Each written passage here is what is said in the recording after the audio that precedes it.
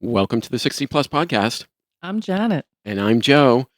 How are you today, Janet? I'm great. I'm doing really well. I had a really beautiful start to the day, and life is good. Life is good. Life is good. There's a song by Keb Mo that I was listening to this morning, and the name of the song is Life is Beautiful. You should check it out sometime I because will. it's a really good song and a lot of truisms in it.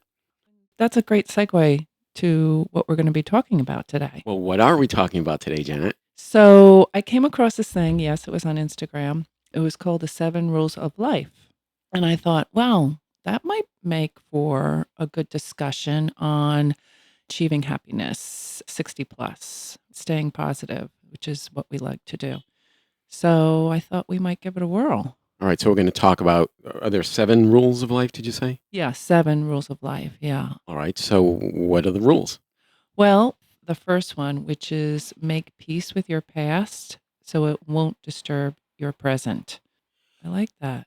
You know what's different about that at 60 plus as compared to earlier in life? You have more past. Oh, yeah. You have a lot of past. And not only that, there is this whole thing is as you get older, your long-term memory gets better and your short-term memory gets worse, Who are you again? which is why where did I put my car keys? No, Why did I walk into this room? I have lost my sunglasses again.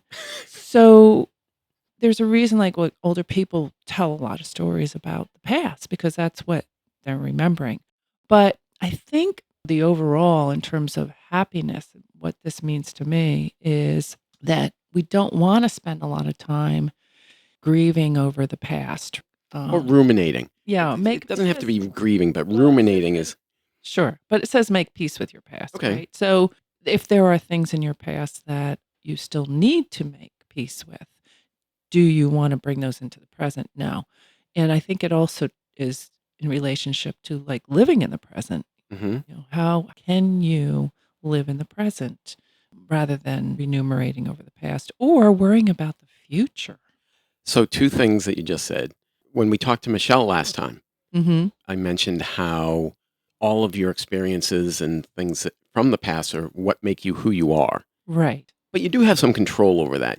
For instance, I don't mark sad dates in my life. I don't know when people died. I don't know certain dates because I don't want to take up brain space with sad things. Right.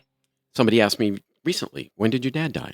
I don't know, 5, 6, 7 years. I really, really don't know. I don't let that past bring me down in the present. I'm not saying that's right for everyone. Right. I mean, I think about my parents probably every day in some way, shape, or form. But I do remember the day that they passed. And I don't know if it's necessarily a day of sadness. It certainly isn't, but it's an opportunity to just give them some honor, if you will, a moment of remembrance. But it's not necessarily a sad thing. Okay, that's a good way to look at it. Mm-hmm. Mm-hmm. So, living in the present, if you find yourself dwelling in the past, find yourself ruminating or grieving about something in the past, how do you stop yourself from doing that? That's a really good question, Joe. I I'm have known for good had, questions. yes, well, I've Very had few answers. So I think meditation is really good for bringing yourself as present as you possibly can be, focusing on what you're hearing. Close your eyes. What do you hear? That automatically brings you into the present. So if you feel yourself going down this path of the past or worrying about the future, can you take a moment just to take a deep breath and get present? So that's a technique.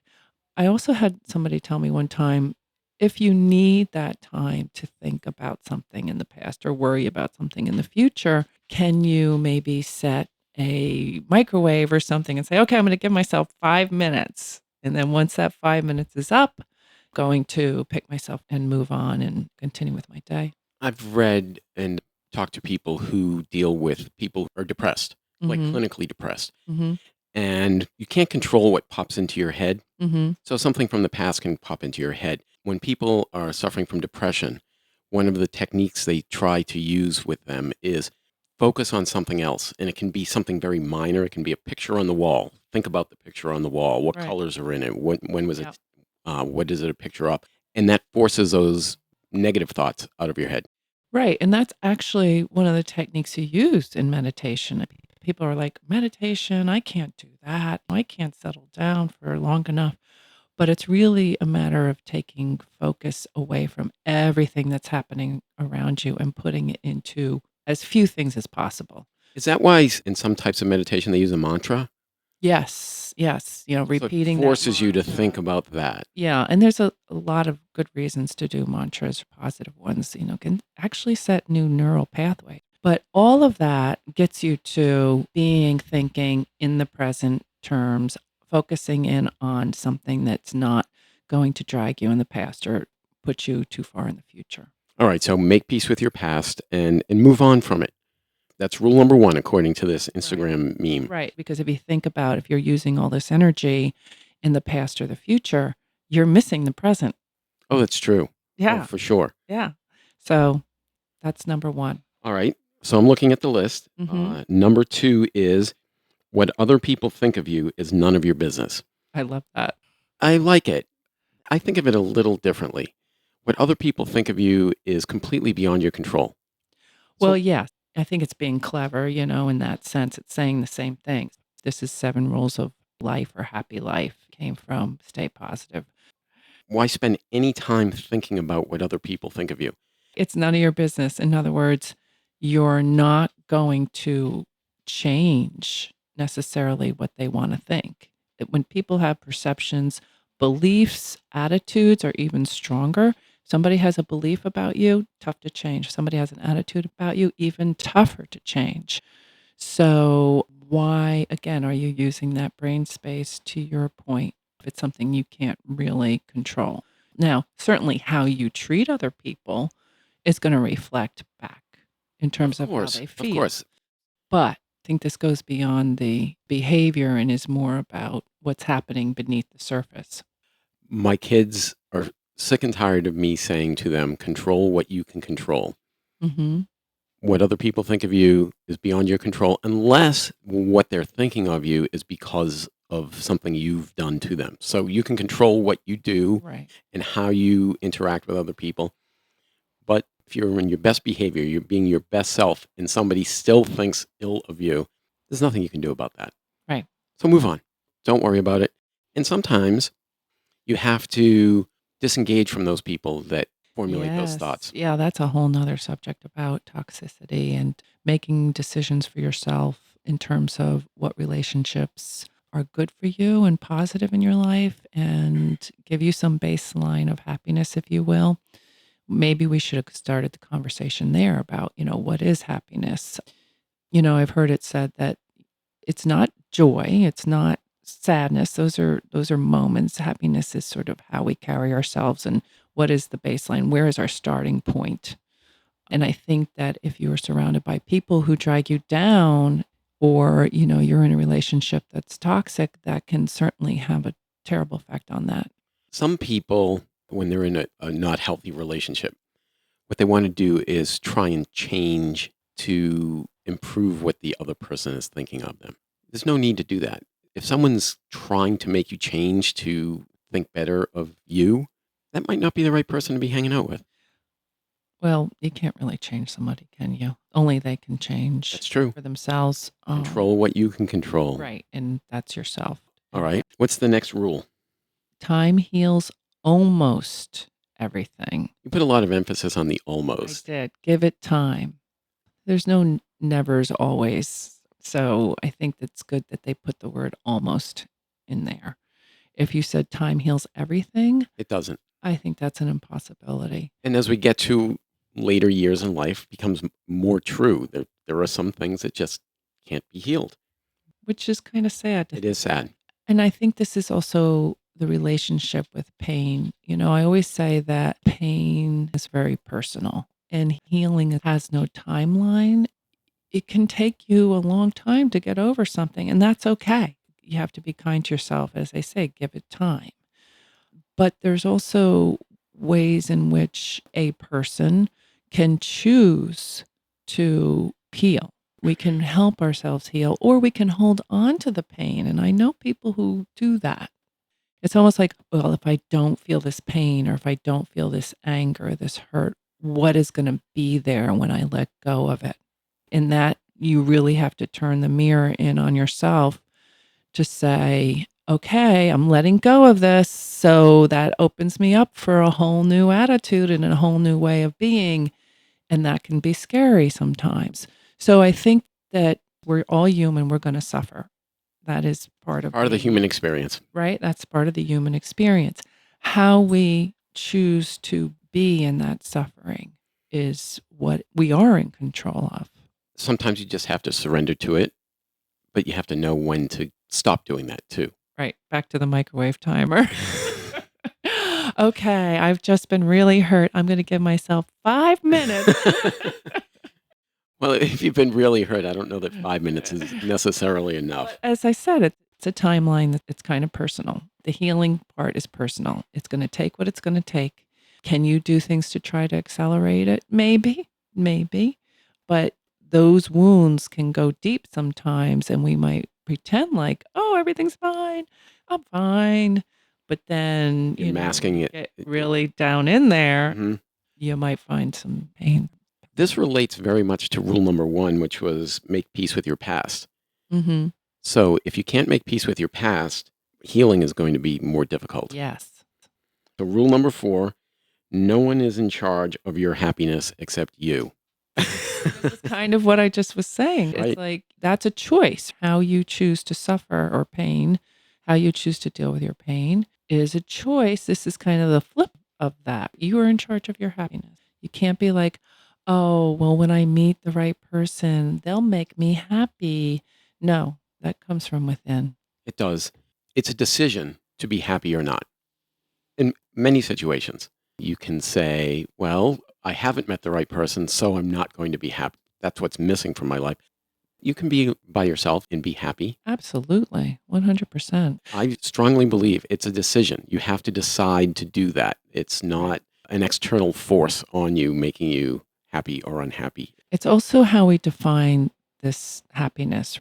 So, reading this article about the happiest man on earth, and he was saying how happiness is this baseline. And actually, the way he achieves that is by meditating on compassion. That was the upshot of what he does. But what he was suggesting is that we often misconstrue joy or joyful moments as, oh, we're happy now. And when we're not, when we're very sad, we're like, oh, I'm depressed. Whereas those moments are always going to occur, but how quickly can you get back to center, to that balance? Happiness is really about balance. It's not you're going to go around 20 feet up in the air all day long. If that were the case, that's a new normal, and it's a high bar to try and attain that all the time, every day. Right. And you may not even be showing your happiness. It's like, I mean, I tend to smile a lot, but I may or may not be feeling as content as I portray. I was just going to say, is contentment a closer state of mind to happiness than joy is? Absolutely. I think it is. I think, and that's where the definition comes in. When we say, oh, to have a happy life, it doesn't mean that you have all your dreams have come true and you're flying high. It's more about what's happening inside and how you manage the challenges that you face every day and what are those choices that you make on a daily basis, a moment to moment basis that either directs you more towards that balance or more towards a state that's not sustainable. Because you raised the bar so high that you just can't do it every day. Yeah. There are days when, you got to do laundry and mow the lawn and do that. And, But you can be happy mowing the lawn. you can be happy mowing the lawn. But if your I have a baseline, neighbor who loves to mow the lawn. there's something wrong with that person. She wants to mow everybody else's lawn too. Why couldn't I get a neighbor like that? She has the most beautiful garden. She's out there all the time. She loves it. I'm like, I don't want to pull that weed. I'm just going to let that weed live. Well, that's very nice of you to let the weed I live. know, isn't it? It's all about perspective, That's right? You're letting the compassion. weed live instead of beating Yes. yourself up about not pulling the weed. Exactly. It's compassion for the weed. And that's another rule to live by: compassion for the weed. Yeah, exactly. So we are going to get through this list, folks. Just stay with us here. Don't compare your life to others and don't judge them. You have no idea what their journey is all about. Again, I'll spin this slightly differently because in my life, I've more frequently compared my life to people that have achieved more or have been more successful, or I perceive them to be Well, happier. it means, how do you define success? All of that Yeah. is true. But this is kind of saying don't judge someone because you don't know what they're going through, Right. which implies something negative, Right. Everybody has a story. right? And you might say, oh, look at, they're so successful, they're so happy, but you have no idea what they went through to get there. Or if they really are happy and feel successful. Well, yeah, exactly. I mean, thinking about, we were just talking a moment ago about this setting the bar high. If you think about some of the ultra rich, which, oh, they have everything and they have all the money in the world and they can do whatever they want. It's like, what's their next high? Let's build rocket ships and go to another planet. It is relative. What have they sacrificed to get to where they are? They may have sacrificed some of the greatest pleasures and joys in life. Yeah, I mean, who's to say? We don't But know. again, that's the whole point. It's personal. You can't compare your life to others. You have to compare your own life in context to your own life. Or to what you want your life to be. Where am I now? And how am I Where going to do get to I where I want to go? Right. Where do I want to go? Why? I used to work with a guy years ago, and I hadn't talked to him in probably 8 or 10 years. And I had an occasion to talk to him, and he said, I was just thinking of you the other day. I said, really? He said, yeah, because you always would say, what's the goal? If you want to do something, you want to achieve something, you have to set the goal. Otherwise, you can't get there. You can't just Right. founder. Your goal shouldn't be in comparison to others Exactly. either, right? Again, it's personal. So don't compare your life to others. Whether you're comparing it, I'm not as successful or I'm not as happy. So, yeah, I think the bottom line here is judging yourself in comparison to somebody else, because it's all our own journeys to have. And when you think about being 60 plus, somebody said the other day, I was like freaking out because they're like, oh, we're like in the last quarter. If you think of like a football game or whatever, you're in the last quarter of your life. Yeah, I guess if you're going to live to 80 something, which would be good. I mean, I'd like to live beyond that maybe, but still, it's like, okay, what do I want these next years to look like for me? If you start there, you can't really be comparing yourself to others. True. I'm putting my businessman hat on. Oh, please don't. No. I think this is a good analogy. Tell me if I'm wrong. I was in sales for a time. Mm-hmm. You were in the business world for a long time. Mm-hmm. What do people do in the last quarter of the year? What do? They sprint. Celebrate. They sprint to the end. They put extra effort Yeah, into no, everything. They sprint to the end, then they celebrate. Yes. So if we're in the last quarter, what we should be doing is sprinting, celebrating, checking off those things on the bucket list. Well, You got to make your number, is what I would always hear from my boss. yeah. Is that a reasonable analogy? Hopefully, look, moving into the last quarter, you feel good about where you are. Mm-hmm. And maybe you have accomplished much of what you have intended. And maybe those goals are changing still. You're setting new goals for yourself. And maybe it's not so much looking at it as like, oh, what haven't I done? I thought I was going to do this, that, the other thing.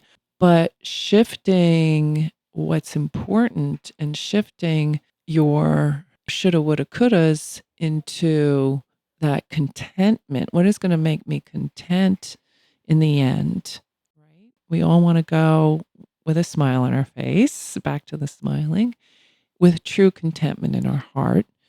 And well, what does that look like for you? And what still maybe you want to do to get there? I don't know. Right? Again, personal. It can't be in comparison to anybody else. And that's where we're headed. All right. So sprint. Take a sprint. No, don't sprint. Meditate. No. Or do what's right for you. Just do what's right for you. And yeah, no comparison. And enjoy your journey, understand your journey, and be content about what the opportunities are for you. The next one, rule number 6, might be the hardest one for me. Stop thinking too much. It's all right not to know the answers. Oh, yeah, I know. That's hard for me too. If I don't know something, I have to look it up. Or just thinking about something and overthinking about it. Your mind races. And sometimes that's okay. Well, again, this is giving into the present. If you're thinking too much, you're probably thinking too much about the future, or I don't know, maybe something in the past, but I view it more as we're thinking about the what ifs and we want the answers, and we can't really predict. Even if we thought we did have the answers, life is what happens when you think you have all the answers. So to me, it's about letting go of that control that you were talking about earlier. Yes, we should focus on what we can control and not what we can't. Well, we certainly can't control the future. So if not knowing the answers means giving into the uncertainties and being okay with that, then I'm all in with that. I like that. I think the operative words in that rule are too much. Stop thinking too much. Thinking about something in an appropriate amount is good. Yeah. But when you And overthink, being able to walk away when you don't know. exactly. All right. Last one. Last rule, Oh my goodness, look what it is. It's smile. right? We've been talking about 7 is smiling. Smile. You don't own all the problems in the world. That's true. None of Mhm. us do. I don't care who you are. None of us do. We were actually reading that in the Daily Stoic. We read the Daily Stoic. Right. And Something I highly recommend to people. yes. Stoicism is not what a lot of people think it is. Right. It's called the Daily Stoic, 366 Meditations on Wisdom, Perseverance, and the Art of Living by Ryan Holiday. There was a reading about this, and it actually said when somebody comes and is like, "Oh my God, did you hear about that? The latest flood or the latest this or that?" Oh, right. I You're not remember even this one. supposed to give it any brain power because you can't do anything to fix it. If you can do something, Do just it. control what you can control. If you Right. can't control it, don't worry about it. Right. If you can't control it, don't worry about it. Just do something about it. And I have to say, the reading today for We're August recording this on August 27th, 2023. was actually about this. Laugh or cry was the question. Heraclitus would shed tears whenever he went out in public. Democritus laughed. I hope I'm saying those names correctly. One saw the whole. I don't think they'll be offended. No, they won't know. They're 2,000 years dead. One saw the whole as a parade of miseries, the other of follies. And so we should take a lighter view of things and bear them with an easy spirit, for it is more human to laugh at life than to lament it. And that's from Seneca on Tranquility of Mind. So smile. I've read, even if you don't feel like it, smile. And it has an effect on your outlook if you smile. Right. Isn't that like customer service training? Oh, yeah. Smile while you're talking to Yes. people They on the put phone. mirrors up in their Mhm. offices. And then because it comes through. It comes does. through in your voice and your attitude and whatnot. Can you tell I'm smiling right now? No. Nobody can It's a tell. really creepy smile, I think. Run away. I'm a big smiler. Actually, I think about my mother when I was a kid. She'd be like, "Smile, honey, just smile." Mhm. Like if I was going to go through something difficult or whatever, she's just like, "Just smile." I never really got that until this very moment, I think. And I do smile a lot, but I feel happy. So I smile a lot. When I smile, I feel happy. So I think it works both ways. All right. Those are the 7 rules. Okay, I think we're done. I hope everybody enjoyed those. Something to think about, as we move into the last quarter of our lives. And we're thinking about what happiness means to us at this moment. And I think these are just some really thought provoking ideas. People have another rule that they live their life by. Put it in the comments. Yes, Uh, yes. Please contact us, or they can email us too, right? 60 plus podcast at gmail.com. It's 60 plus spelled out podcast, 60 plus podcast at gmail.com. Send us your rule. Yeah, or let us know how you've lived some of these rules. What are the things that you do to stay present or to stay happy? Anything else? I don't think so. I thought that was a really nice conversation. I enjoyed it. Thank you. Thank you. My name's Joe, And I'm Janet. and this is the 60 plus podcast. We'll talk to you next time. Bye.